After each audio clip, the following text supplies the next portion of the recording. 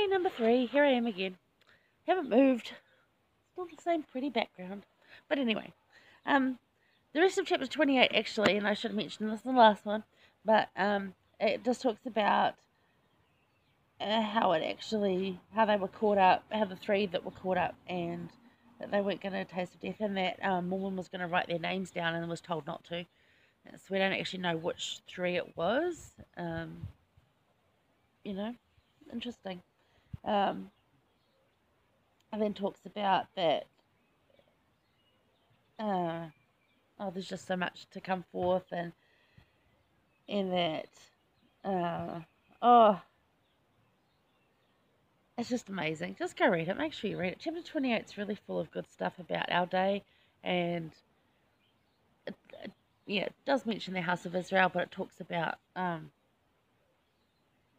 just so much that Mormon did as he compiled this part of the Book of Mormon. Really, really worth it. But we're just going to go to chapter 29, and we're going to be in verse 1.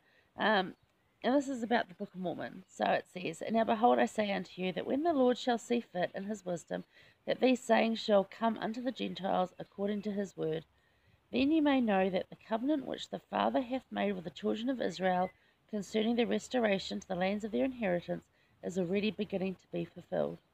Now we're doing a study on the house of Israel, and it's just, I don't know, it just seems to be everywhere now.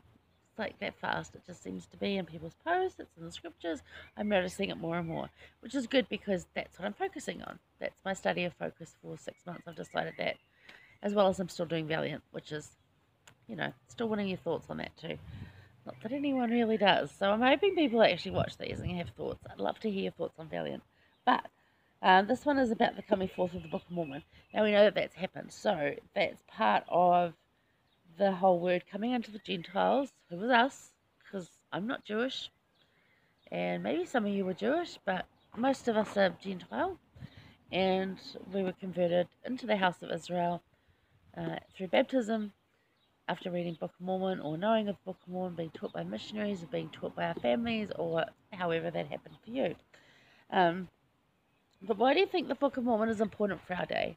Like, why is it so important for now? And why is it so stressed by our prophets and our leaders to read it? What's in it that's so good for us? And you can ask yourself these, and I'm just like, I'm going to tell you, it's an awesome resource for us. There's so much goodness in here that can teach us of things that, we're looking for answers for problems now, and you think, oh, they had no idea how to deal with COVID. They didn't know how it was when they lost a job, and actually, there's things in here in the Book of Mormon that will answer those prayers and those concerns. And it's just a matter of, like, those parallel stories. It's like the parables in the New Testament. They answer our concerns. They just use sort of olden time stuff. But you can still learn from it. The lesson is clear.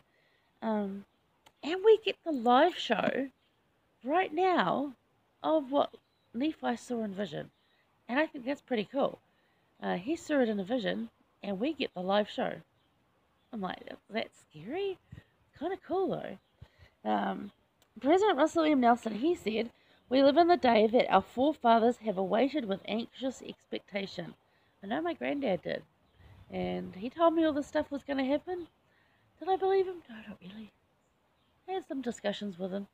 But anyway, he was one of those ones that was waiting with anxious expectation. And we have go back to the quote, "We have front row seats to witness live what the prophet Nephi saw only in vision," like I said.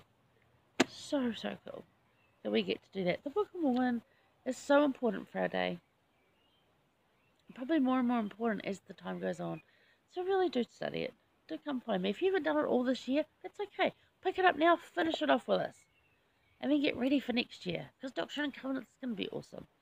The church has released so much more that was involved in the Doctrine and Covenants of late than probably ever before. And it's so good to learn from.